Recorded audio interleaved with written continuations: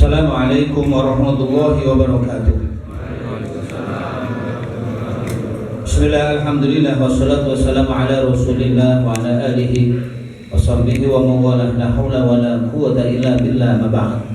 Para bapak, para ibu hadirin hadirat jamaah sekalian, jamaah salat tarawih Masjid Darul Muttaqin, semoga sama-sama dimuliakan dan dirahmati Allah Subhanahu wa taala. Judul kultum pada kesempatan malam hari ini adalah memahami dalil secara menyeluruh sebagai kunci persatuan dan kesatuan umat.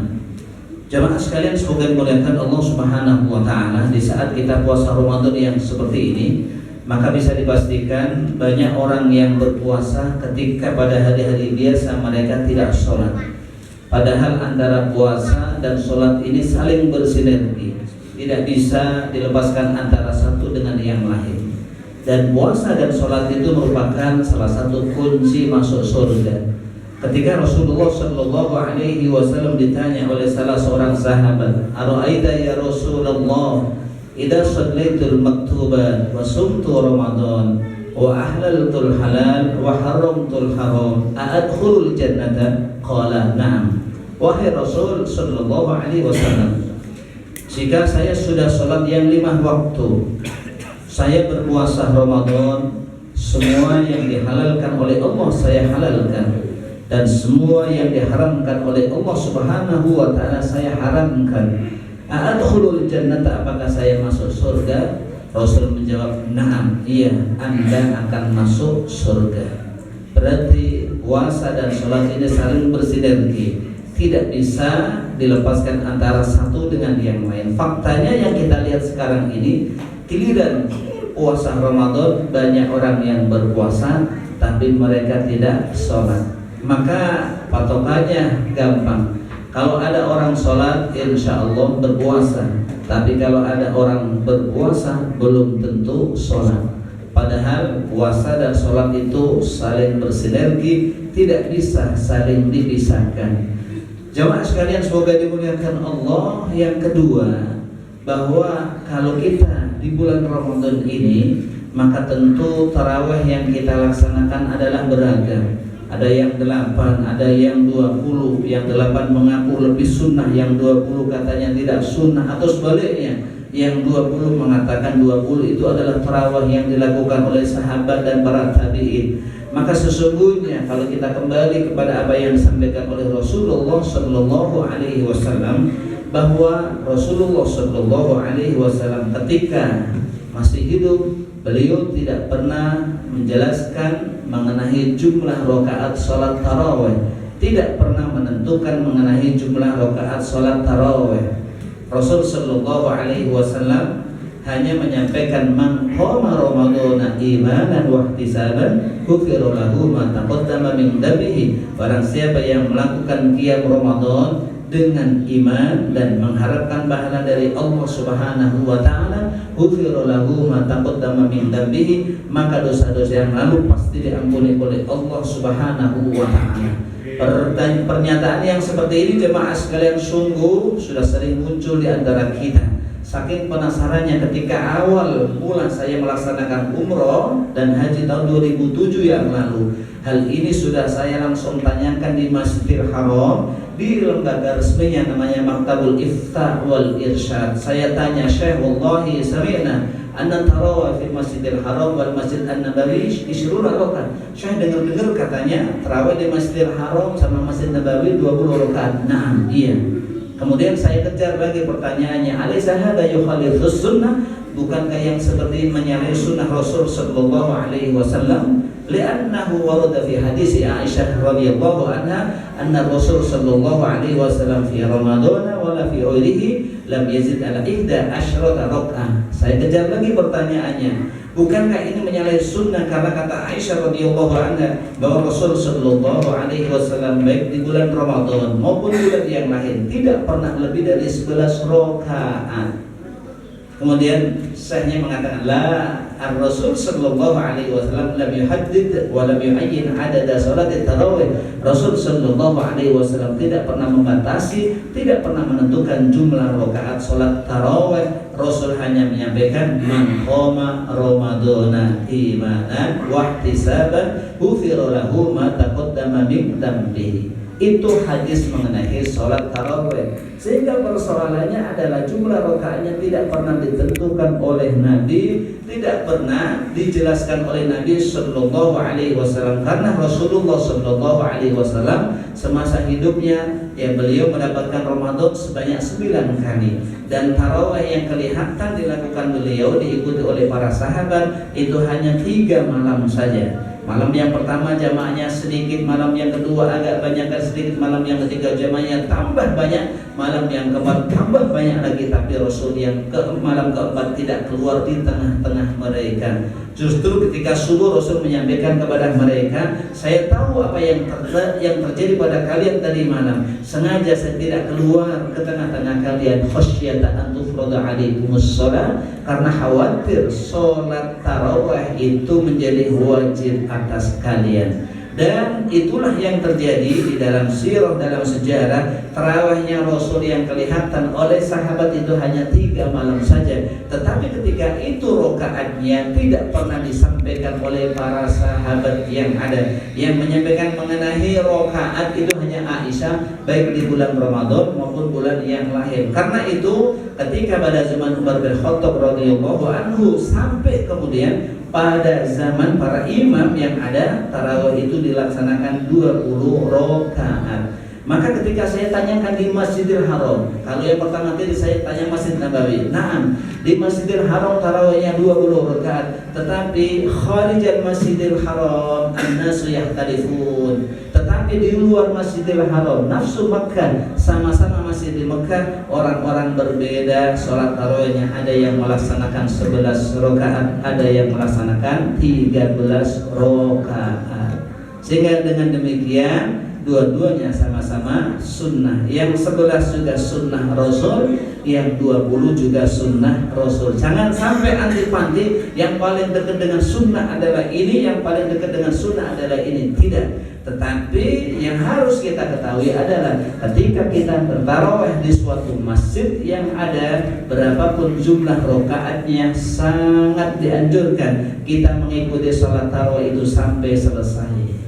Jangan tarawih mengikuti keyakinan yang diyakini selama ini. Karena itu Rasulullah Shallallahu Alaihi Wasallam mengatakan, man shalla ma'a imamihi hatta yansarifa kutiba lahu ajru qiyami lailatin. Barang siapa yang sholat mengikuti imamnya sampai selesai, maka dia akan dicatat oleh Allah Subhanahu wa Ta'ala mendapatkan pahala sholat tahajud semalaman suntuk.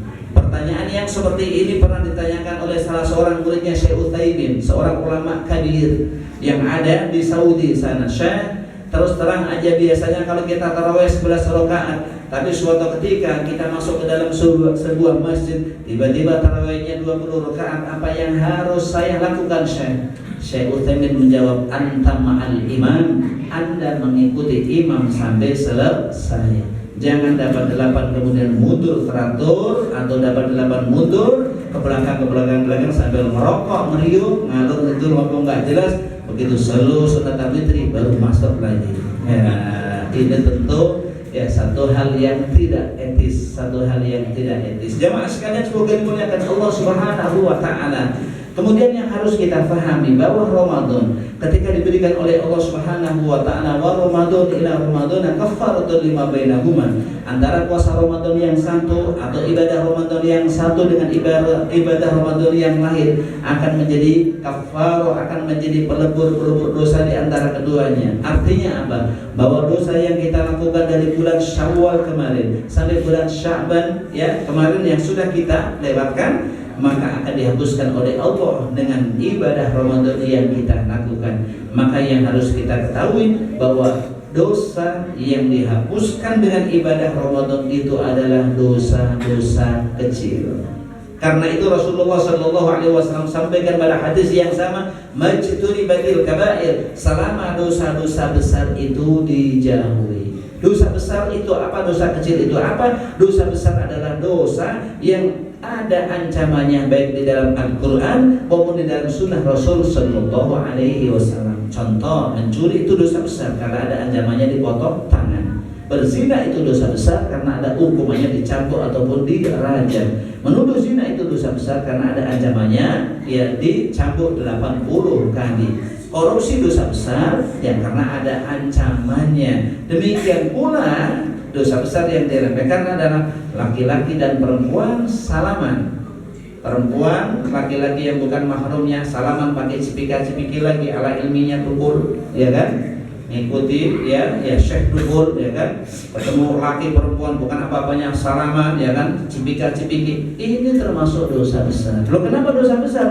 Karena Rasulullah sallallahu alaihi wasallam ancam dalam hadisnya, la ayyut ana fi rasi ahadikum bimihyatin min hadid khairun min ayyamassa mar'atan la tahillu lahu. Sungguh salah seorang di antara kalian dipukul kepalanya dengan palu yang terbuat dari besi itu lebih baik daripada dia harus bersentuhan dengan wanita yang bukan mahramnya. Jadi itu kata Nabi, sungguh kepala seorang di antara kalian dipukul dengan palu yang terbuat dari besi lebih baik dibanding dengan dia harus bersentuhan dengan wanita yang tidak halal bagi dia. Karena itu Rasulullah Shallallahu Alaihi Wasallam selama hidupnya tidak pernah bersama dengan perempuan. Bahkan dalam satu momen yang sangat penting yang namanya bai'at, pengambilan sumpah setia yang dilakukan oleh Rasulullah Shallallahu Alaihi Wasallam. Di saat Rasulullah Shallallahu Alaihi Wasallam membaiat sahabat laki-laki, Rasulullah mengajak mereka bersalaman.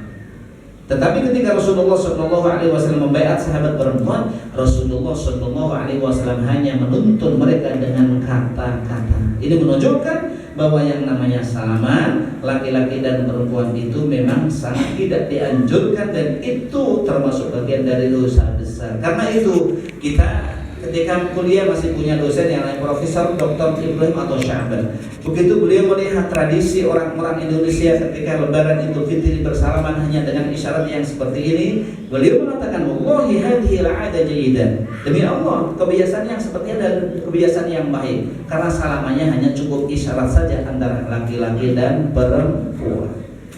Ini anak-anak muda ini harus diingat yang begini modelnya. Jangan ilmu yang di YouTube saja. Salamannya kurang mantep katanya. Ya. Jadi ini harus diingat. Yang seperti ini adalah bagian dari dosa besar yang diremehkan. Ini dosa besar karena diancam oleh Allah Subhanahu Wa Taala yang di dalam hadis Nabi Sallallahu Alaihi Wasallam. Karena itu dosa besar, para ulama berbeda pendapat. Ya. Kalau kita lihat Adz-Dzahabi mengatakan antara 70 sekian. Ibnu Hajar Al-Haytami mengatakan dosa besar itu ada sekitar 400-an sekian. Termasuk dosa besar adalah jika ada seorang ibu pergi ke pasar sendirian tanpa didampingi mahramnya, itu termasuk kategori dosa besar. Itu kira-kira sekarang bisa nggak ya? Sekarang kan ada tren yang namanya ibu-ibu bikin wisata sendiri. Ya, ibu-ibu pengen rehat. Ya, karena selama ini ngurusin bapak-bapak sama anak-anaknya, suatu ketika mereka bikin jalan-jalan sendiri, pengen nginep sendiri. Lo anaknya sama siapa? Sama bapaknya, Pak Ustadz katanya. Bapaknya masih ada. Sekali-kali rehat setahun sekali, masa ya nggak boleh katanya. Jadi ada mereka ibu-ibu rombongan. Ya, rombongan mengadakan ya mungkin 2 hari wisata atau mungkin wisata khusus ibu-ibu pakai nginep saudara. Maka model yang seperti ini jika bapak-bapaknya itu si monggo. Tapi kalau bapaknya ngedumel terus ya apalagi curhat sama ustaz, maka hal yang sebetulnya jelas hal itu tidak diperkenankan. Jamaah sekalian semoga dimuliakan dan dirahmati Allah Subhanahu wa taala.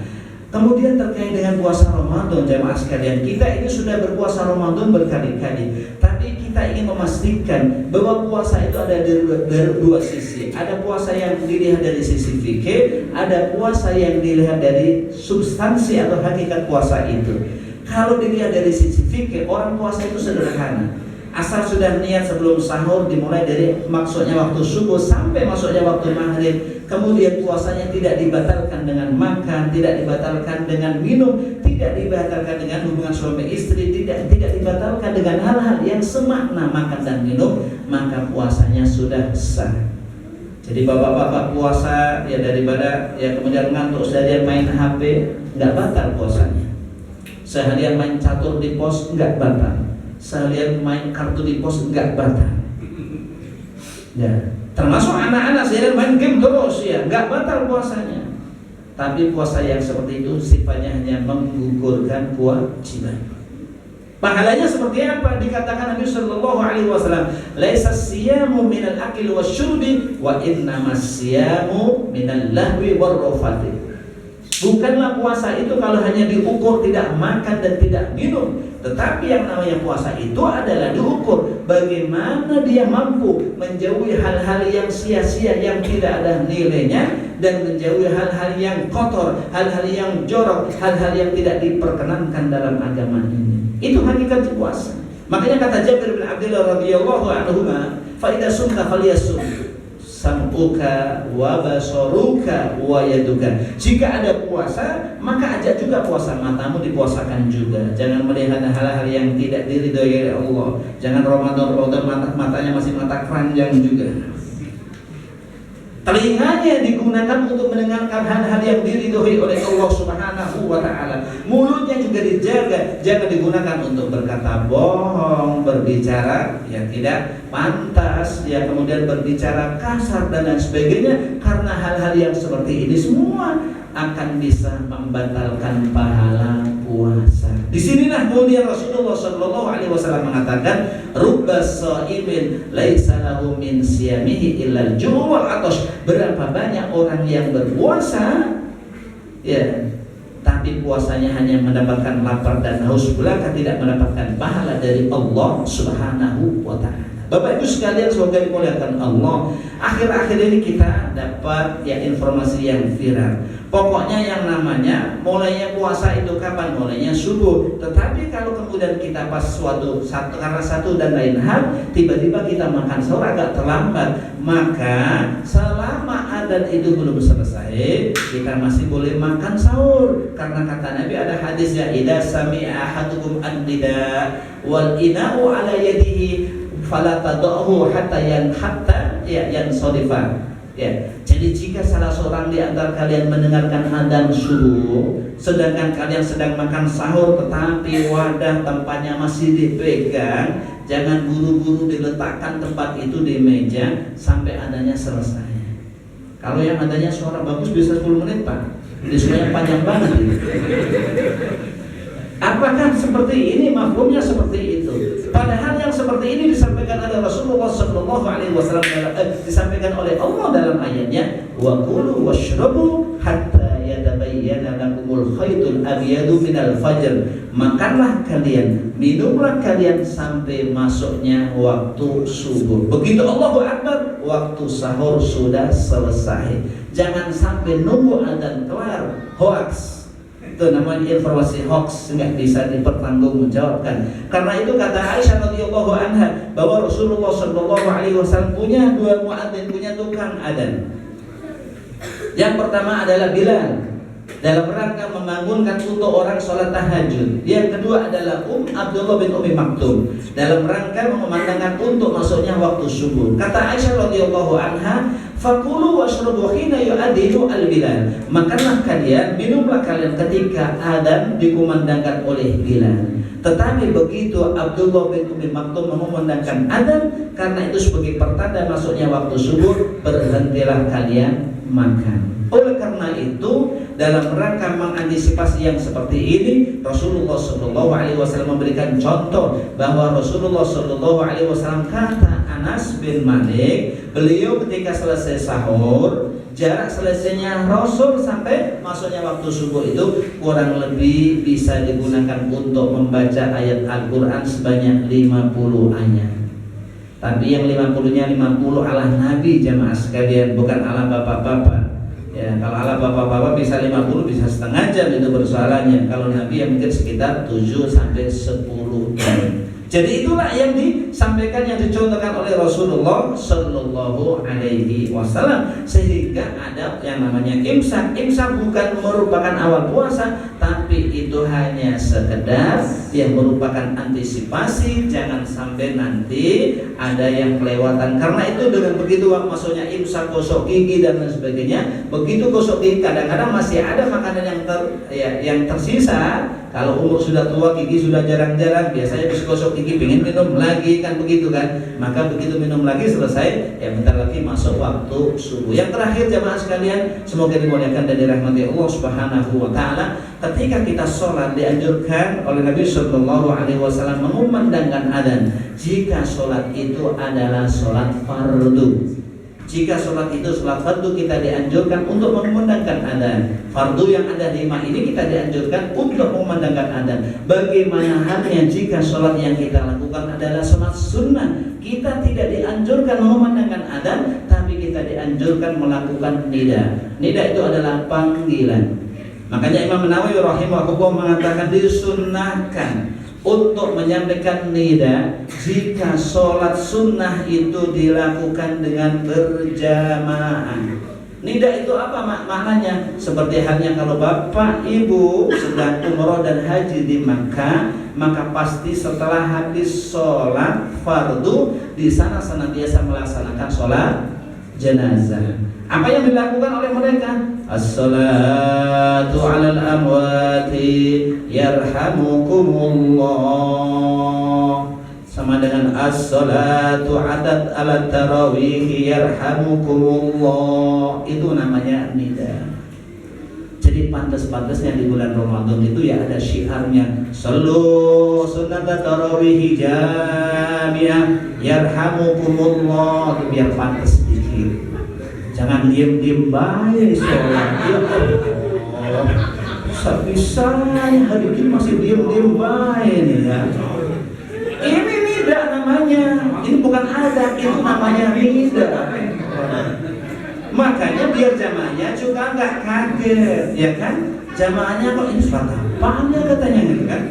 Ntar sholat witir ngomong begini, nggak mau selalu sunat witir 3 rakaat. Loh sekarang saya tanya, kalau yang begitu apa bedanya dengan solo sunat witir salasa rakaatin yarhamukumullah? Apa bedanya sekarang? Ya sama, huwa yang satu bahasa Indonesia, yang satu bahasa Arab. Ini kadang-kadang orang muter-muter gitu loh. Itu sama aja. Mau sholat tarawih kita mulai. Dan sekarang apa bedanya kalau kita mau panggil salam? Sallu sunat tarawih jami'ah yarhamukumullah. Apa bedanya? Wah, dia juga. Lah ini persoalannya yang begini-begini memang harus kita pahami secara menyeluruh. Kadang-kadang pada takut. Ya, takut nanti ini adalah tidak diridhoi oleh Allah, takut bid'ah, takut sesat-sesat di neraka. Sehingga nggak mau mengucapkan yang seperti itu. Padahal yang seperti ini dilakukan di Masjidil Haram, dan itu kata Imam Nawawi itu namanya nida. Termasuk kita kalau salat jenazah di sini, ya, salatu al janazah yarhamukumullah. Ya, yang terakhir, tanggung banget jauh-jauh sini selama 10 menit kan. Jamaah sekalian, ya, ketika kita sholat jamaah, ya, khususnya sholat jamaah jahriyah, ini persoalannya adalah akan menjadi masalah sekarang. Apakah makmumnya ketika rakaat pertama, rakaat yang kedua baca Al-Fatihah atau tidak? Menurut madhab selain Syafi'i, makmum tidak wajib baca Al-Fatihah. Tetapi faktanya Indonesia ini rata-rata madhab Syafi'i. Karena itu sangat dianjurkan untuk imam selesai membaca Al-Fatihah diam sebentar, kasih jeda, namanya saktah latifah. Wa yusannu lil imami ayyaskuta saktatan latifatan bi qadri qiraatil ma'mumil Fatihah. Dianjurkan bagi imam untuk diam sebentar, memberikan jarak, memberikan waktu untuk makmum untuk membaca Al-Fatihah. Untuk membaca Al-Fatihah. Setelah diperkirakan makmumnya selesai membaca Al-Fatihah, baru imamnya baca surat lagi. Ini kalau memang jamaahnya mayoritas Syafi'iyah. Tetapi kan kita nggak tahu ya, bapak-bapak itu Syafi'iyah atau Hanabila gitu ya. Apa nggak jelas juga itu kan? Ya. Syafi'iyah juga enggak, Hanabila juga enggak. Nah, yang saya dengar tadi, begitu imamnya baca surat, jamaahnya malah baca Al-Fatihah. Ini namanya lomba baca. Imamnya baca surat, jamaahnya baca Al-Fatihah. Tidak boleh, karena kaidahnya kalau kita berjamaah, faida qara'a, ya, faida qara'a ansota. Jika imam membaca, maka makmumnya mendengarkan. Jadi nggak boleh imam baca surat kemudian makmumnya baca Al-Fatihah. Persoalannya sekarang masih ada begitu imam baca Al-Fatihah, makmumnya baca surat. Makanya kalau memang kita mau mengikuti ya madhab Abu Hanifah atau madhab Hambali, sampaikan jemaah sekalian, nanti kalau rakaat ya pertama kedua ketika saya membaca surat, bapak-bapak nggak usah membaca Al-Fatihah. Karena faidah Qur'an situ kata Nabi, jika imam membaca surat bapak-bapak diam. Kalau imam yang tidak ngasih kesempatan baca Al-Fatihah, jangan setengah-setengah. Ya imamnya baca, kita baca, ini namanya lomba baca. Padahal sholat nggak boleh lomba baca. Jadi kalau imamnya baca, bapak-bapak diam. Kalau nggak ngasih kesempatan, tapi kalau imam yang ngasih kesempatan, maka ya tentu ya imamnya baca. Termasuk orang yang melaksanakan sholat 20 rakaat. Ya kenapa harus lomba? Harus lomba baca, imamnya baca surat, kemudian imamnya baca Fatihah, nggak usah. Udah Bismillah dari awal nggak usah baca, udah diemin aja udah.